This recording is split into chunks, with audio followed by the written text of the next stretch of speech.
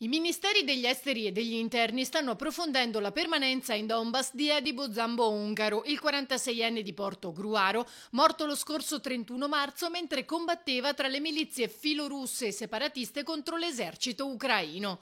Farnesina e Viminale stanno approfondendo i suoi movimenti in Donbass, ma sotto la lente di ingrandimento anche la carriera militare di Ungaro. Nei due incartamenti sono finiti anche i video e le interviste registrate dal 46enne dopo il suo arrivo nella zona da sempre rivendicata da Mosca, in cui non faceva segreto di un ideale comunista politicamente strutturato e sul quale basare le proprie azioni.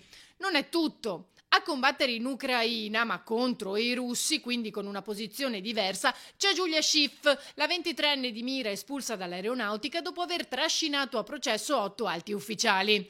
Anche su di lei, partita volontaria a inizio conflitto, sono in corso approfondimenti dei due ministeri. Il nucleo è sempre lo stesso: come abbia fatto ad arrivare a Kiev, quali siano stati e quali siano tuttora i suoi contatti, ma soprattutto che tipo di attività svolga sul territorio.